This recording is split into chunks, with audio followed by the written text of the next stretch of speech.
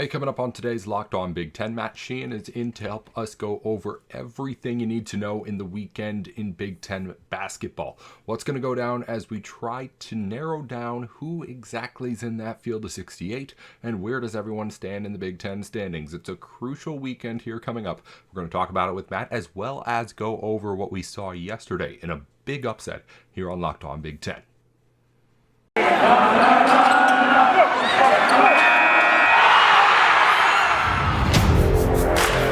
You are Locked On Big Ten, your daily podcast on the Big Ten Conference.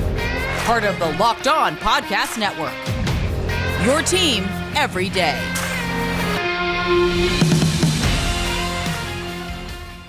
Hey, welcome into Locked On Big Ten. I'm your host, Nate Dickinson. Thanks for making the show your first listen every weekday, Monday through Friday, for everything you need to know on the conference. Coming up today, as we get into a big weekend of Big Ten basketball, Matt Sheehan is in to talk to us about what you need to know as we get into what will be a couple of big games coming up across the conference. And also a big game yesterday, Michigan destroyed Purdue, and I actually had thoughts about it last night that I had instant reaction right after the game, just got on and recorded them for you, posted them up online, but we'll have it for you right here if you missed that on the show here to start things off. So again, coming up, we're going to talk to Matt Sheehan of Locked On Spartans about everything going on in the Big Ten, not just Michigan State. We're talking all sorts of Big Ten basketball. But right now, my thoughts from last night about the upset Michigan had over Purdue and the Boilermakers in convincing fashion in Ann Arbor. Hey, Nate Dickinson here with Locked On Big Ten. So Michigan just destroyed Purdue. Final score 82-58. Michigan scores 44 points in the second half to follow 38 in the first, and just ran away with this one late. Hunter Dickinson finishes with 22. He was 4 of 6 from behind the arc. If you watched this one, it was obvious Michigan just had its night here, and they said it on the broadcast. Even if you thought the Wolverines were going to win, it was not this that you thought was going to happen. Again, Dickinson with 22, Diabate with 15, Houston with 14, Brooks ends up with 18. Everybody in the Michigan starting lineup at double digits. Meanwhile, only 3 players even get double digits for Purdue, but also even get to more than 5 points for the Boilermakers. It was 18 for Ivy, 10 for Edey, 12 for Travion Williams. Nobody else did anything, and again, a 58-point effort for Purdue. Michigan not only beat the number 3 team in the country here, absolutely demolished them. In my opinion, made a big statement. And on a day where, if you follow what Joe Lunardi does with the stuff that he tweets out every day, Michigan had taken off of the graphic of the bubble entirely. I think they just forced themselves back into this conversation with a huge win here today. I've said this throughout the start of the season with Michigan's struggles. I've made this comparison, and with this huge win here today, I feel like we have to officially start the kind of conversation, at least if you're a Michigan fan, about the hopes of the talent on this team. I want to go back to just the 2013-2014 Kentucky Wildcats for a minute. Stay with me here. That team was number 1 preseason. Had the highest of high hopes, of course, as every John Calipari team in that era did. It struggles, does really rough in the middle parts of the season, makes the NCAA tournament after going 12-6 in the SEC. Now that team finished 29-11, so it wasn't exactly the same case as Michigan here. But that team made the tournament as an 8 seed, ends up going all the way to the national championship game because the talent was always there. The talent's always been there with this Michigan team. I'm not saying it's that Kentucky team, but I'm saying that when you're going through and trying to find teams who can make a run, this Michigan team is obvious. It's something I've been saying on Locked On Big Ten forever here, that if Michigan gets into a situation where anything's even close on Selection Sunday, everyone's going to want to see the Wolverines in that field of 68. And if they get a crack at it, we saw here tonight what Michigan can do with that kind of an opportunity. 82-58 against the team that up until tonight I would have said was easily the most talented and most impressive looking team in the Big Ten. I don't know, maybe I have to reevaluate now because the Michigan Wolverines just absolutely blew them off the court and I think put themselves back at least into the conversation for this NCAA tournament. This team's above 500 in the Big Ten. It's holding its own against, obviously, what is now huge competition it's got to win against. I don't see a way that you can't at least be spending the next day, if you're anywhere near covering Michigan sports or anything with it. Anyone on radio, TV, anything is going to be talking about, all right, what can this Michigan team do now that we just saw it do this? We're, of course, going to talk a whole lot more about this and everything else that happens in the Big Ten tomorrow and every weekday on Locked On Big Ten. Make sure to make it your first listen of the day to stay up to date on everything going on in the conference every single weekday, Monday through Friday. Until then, I'm Nate Dickinson here with Locked On Big Ten. BetOnline is the place to go for all of your online sports betting needs this year. It's betonline.net with a new website that the people love and all sorts of new news, podcasts, of course, ways for you to bet out there on the site too. Of course, the big game's coming up in a couple of weeks. You're going to have to get your money in on that, but baseball season's right around the corner. Basketball and hockey are still in full swing, so if you need to make sure that you're at the best place to make sure you're taking full advantage of all your smart picks, head on over to betonline.net. It's betonline.net, your place to go for all of your online sportsbook needs. Welcome back into Locked On Big Ten alongside Matt Sheehan, the host of Locked On Spartans. I'm Nate Dickinson. We're here to talk about Big Ten basketball because there's a lot of Big Ten basketball to talk about, Matt. It's a tight top of this conference, but we got to start with the big news of the day, and that was Michigan just blowing the doors off the number 3 team in the country yesterday in Purdue. Final score 82-58. Hunter Dickinson finishes with 22 points and hits 4 threes on the way to the win. Michigan looked really good here. It was a game that I don't know how much of it you got to watch, but if you didn't watch or just saw highlights, you didn't need to. The box score told it.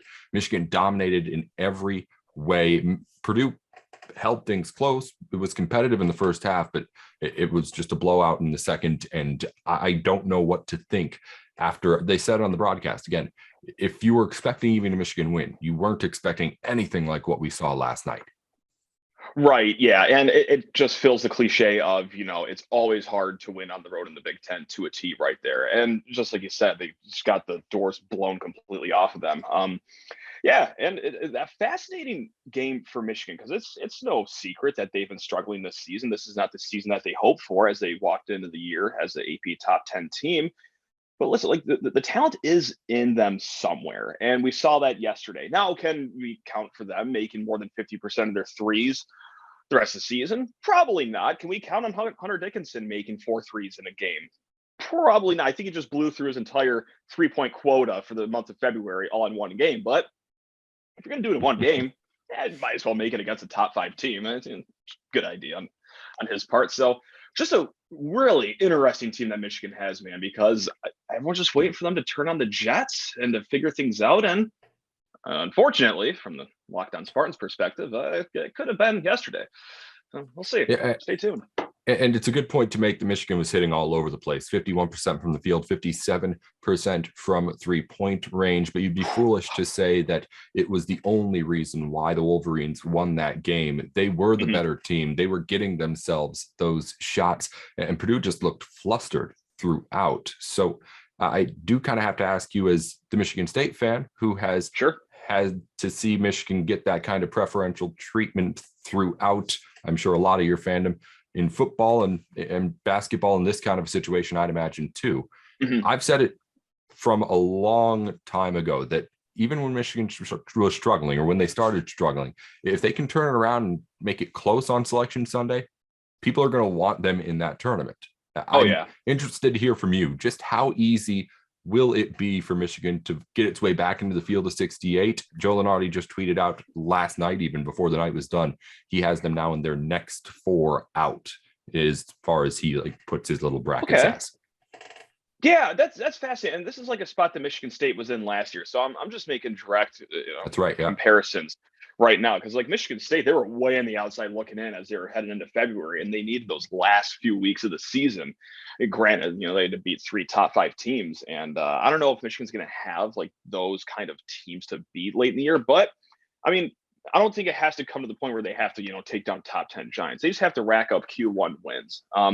And so far, it's been a solid stretch for them ever since they left Breslin Center. So, and what also helps too is that brand of theirs. Let's say like, okay, it's either San Francisco or Michigan. Okay, let's be adults about this. Michigan's going to get the nod here, and I can say that because, hey, listen, I'm not being salty or anything, because Michigan State just benefited from that last year, perhaps. So yeah, like brand speaks, baby. And I'm not saying it's like, oh, just them get preferential treatment. Like, no.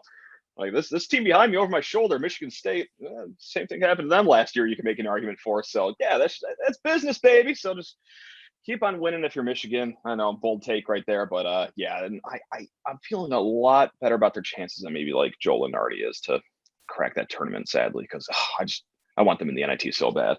That'd be so funny.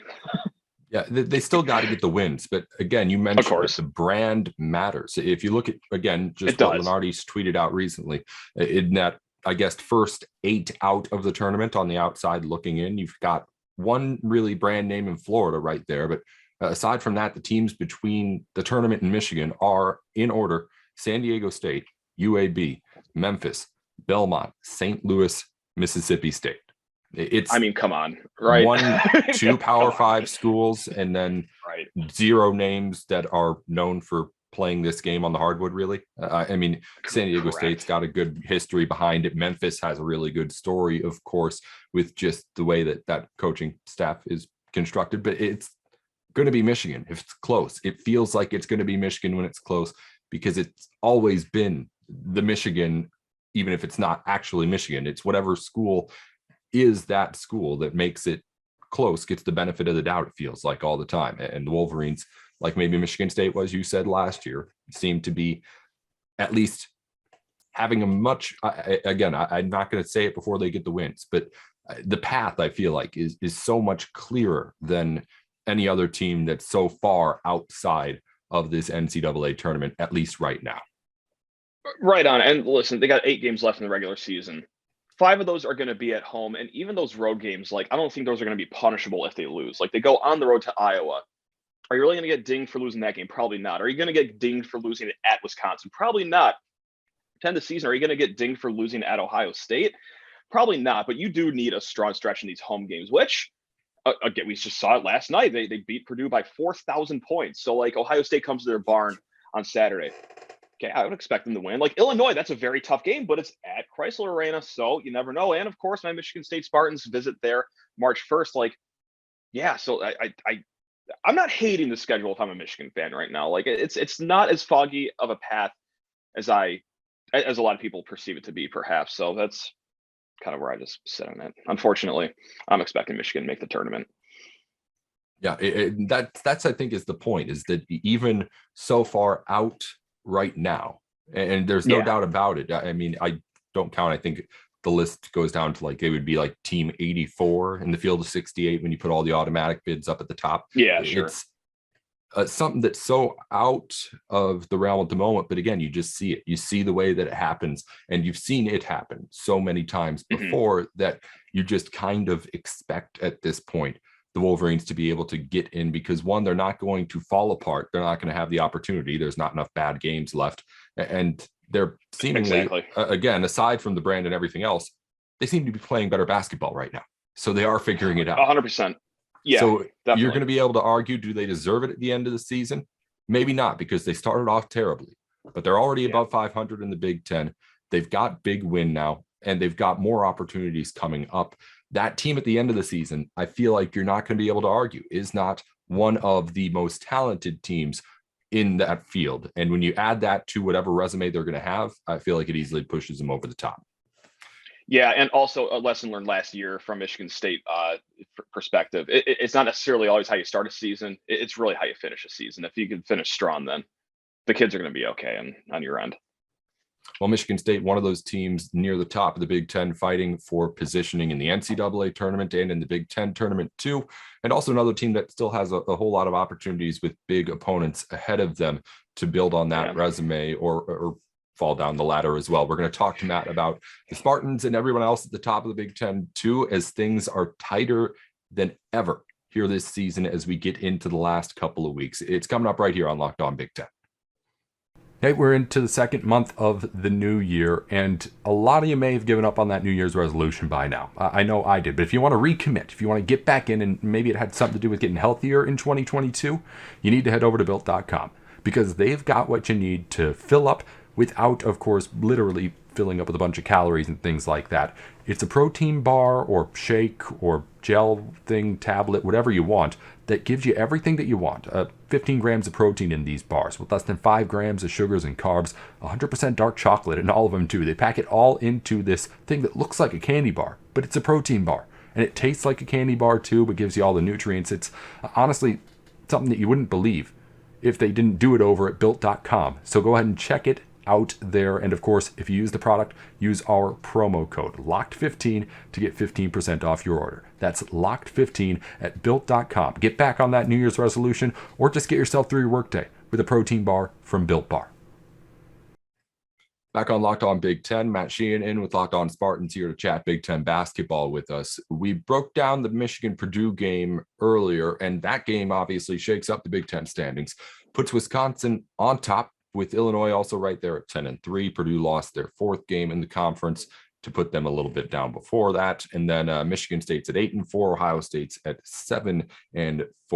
And then you get into some other tournaments other tournament teams right now in Indiana and Iowa who are a little bit in the middle of the pack. But again, they've got those non-conference resumes to keep them up above water in the field of 68 at least. But I want to talk about Big Ten standings at least right now.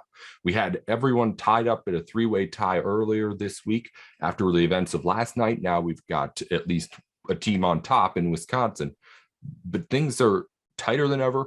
The teams, I think, are more even this year, not only in just skill level, but like in what they do and how they can play against each other, more so than I feel like we've had in recent years. And I really just want to have a conversation about what's going to happen here in these last couple of weeks. And then in the Big Ten tournament, as we get ready to see these teams fight for it all, because we've got teams who I think are starting to really just come together and click in ways that have them ready to go. I would have put Purdue in that category before last night, but other teams I feel like still have some things to do. So where are you at with how you view the hierarchy in the Big Ten, at least right now?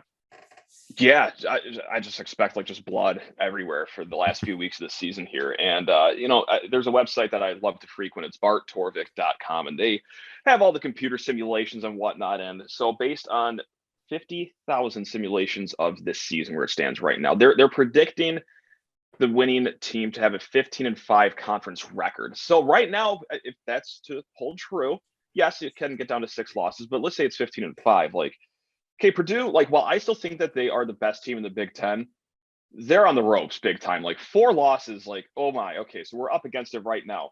And then the fascinating part is just the rest of Illinois and Wisconsin's schedule. Now, Illinois, it's like, listen, if you're as good as Illinois, your schedule's going to look fine no matter who you're playing against. However, you got to hit the road to Michigan State next week. You got to hit the road to Michigan the week after. Those are going to be some tough games. Now, Wisconsin, on the other hand, their road games aren't necessarily the most difficult. Like, they got to go to Indiana, they got to go to Minnesota, they got to go to Rutgers. Like, if I'm choosing a schedule that I want to end my season with, it's going to be Wisconsin's schedule here. So the ball is in their court right now. Now, do I think that they're the best team? No, I think Illinois is a better team than them, but it's just from the schedule on the paper, I might not necessarily matter here. So it'll be fascinating. It'll be fun. Also, I'm going to just selfishly talk about Michigan State right now. I don't think that they're going to be in the Big Ten title chase. I mean, yes, they're a game behind, but I've also seen this team play as well. And I don't necessarily think that they're going to be in the hunt for a shared title, but the little hunt for the top 4 seeds come Big Ten tournament time between the likes of Michigan State, Ohio State, Indiana, and now, like, hey, Michigan, come on down. Like, you're part of this too. Rutgers, you're also a game behind that 4th spot too. Like, that's going to be a nice little undercard in the Big Ten title chase to see who can lock out those top 4 seeds in Big Ten tournament play. So blood's going to be everywhere, Nate. Blood is going to be everywhere. If you get into that top 4, I mean, then you really can.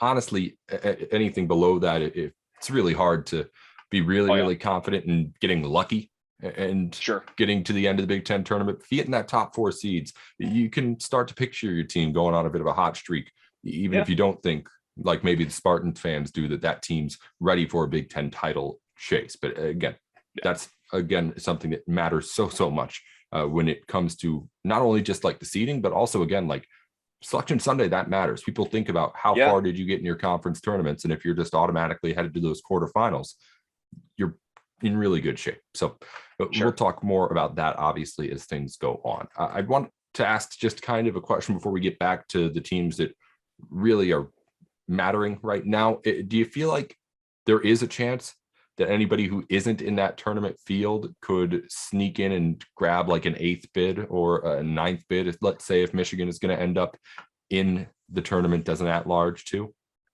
Yeah, I hate to keep talking about them, but yeah, like I think it is Michigan now for all the reasons that we just talked about, right? And Rutgers is what a fascinating team they are, right? Like they had a really bad start to the year, losing to schools that you've never even heard of. And then like, okay, but they beat Purdue at home. They beat Michigan State at home. And it's also a very experienced team too. I think it's 3 or 4 starters have played at least 4 years there. So this is a very cohesive group that understands the system and understands each other and everything. So yeah, I imagine right now they're on the outside looking in. I'm sorry, I don't know at the top of my head right now, but like that's a team that I'm going to want to keep my eye on too, just based off experience and just like those sneaky good wins that they've had, despite the rubble of some of their bad losses way back in November and December. So yeah, that's another team I'm going to keep my eye on, no doubt about it.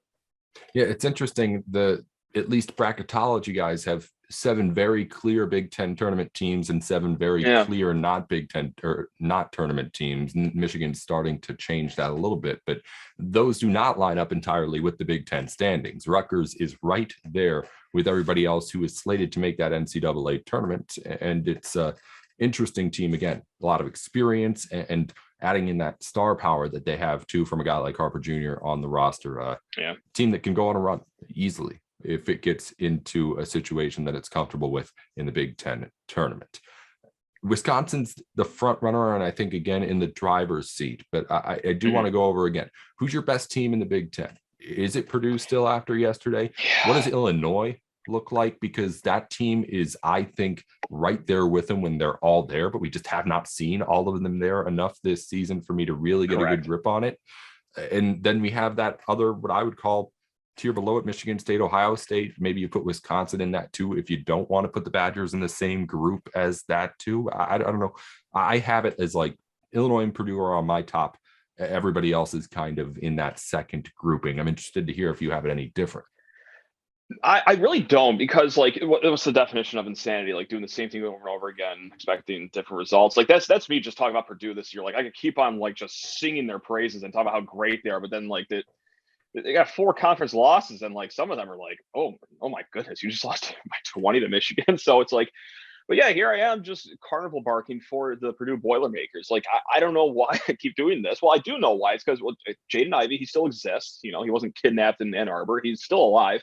I still love their front court. You know, you got Zach Edey, Trevion Williams, and just like all the pieces around too are always options to just go off and have great games for them. So like, yeah, even though they're third place right now and it makes probably no sense on paper, my eyeballs say that like, sure, yeah, Purdue's the best team. Now they're a 1A, 1B right behind them is Illinois, and they're a notch behind them just for every reason you said.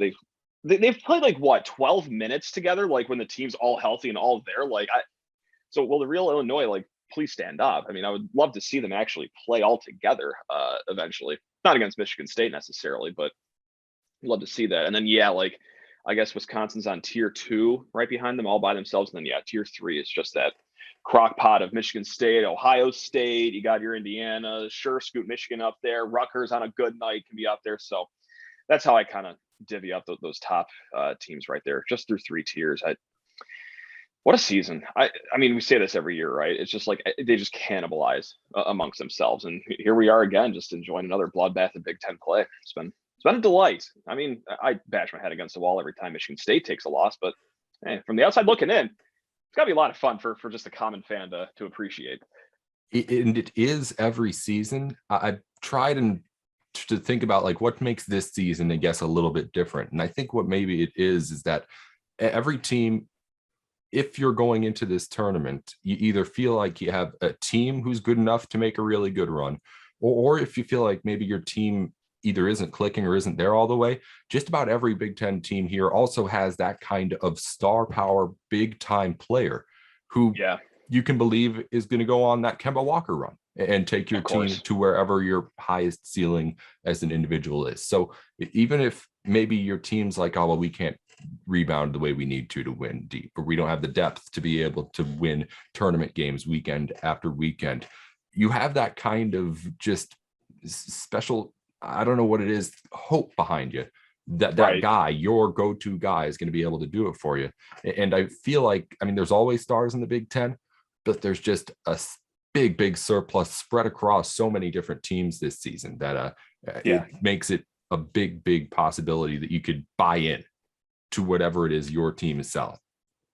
I totally agree with that. Yeah, the star power is great. And like as easy as I could see like Wisconsin or Purdue losing in the second round to like a 10 seed, I could very easily see them making a Final Four run with like Jaden Ivey or Johnny Davis averaging like 28.2 points a game in March. Like it's volatile out there. It's dangerous. So I might not even make a bracket this year just because I know it's going to be in shambles right off the bat. So save myself the stress. But yeah, it's just like you said, I could see teams getting as hot as easily as I could see teams just, hey, you know what? You're actually going to fly home after the first game of the tournament.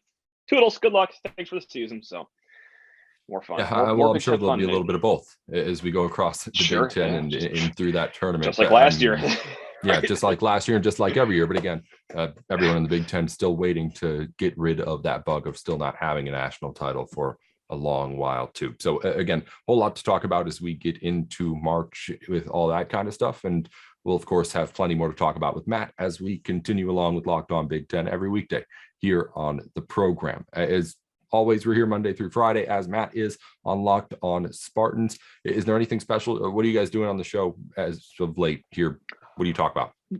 We had a big mashup with Jacob Rude of Locked On Hoosiers to talk about tomorrow's game, Michigan State versus Indiana. Both teams are kind of in the same part of their season right now where, okay, we're hitting a little turbulence here. Saturday's going to say a lot about one team and even more about the other. So, we talked about that. And also just bang through a bunch of Super Bowl prop bets, courtesy of betonline.net. So, we strayed a little away from college sports to do an annual prop bet derby on the Locked On Spartans podcast. I guess like betonline.net. BetOnline.net. Let's go, BetOnline.net. That's right. Great place. Look at that. Right. It's fantastic. We'll talk to you again soon, Matt. Obviously, as you mentioned, big game coming up this weekend between a couple of tournament teams and the Spartans and the Hoosiers that we'll be able to break down. And I'm sure a whole bunch of other stuff will happen between now and the next time that we talk for us to get into as well. Until then, thanks again for joining us, Matt. We'll talk to you soon. Yeah. Hey, thanks a lot, Nate. Always a fun time.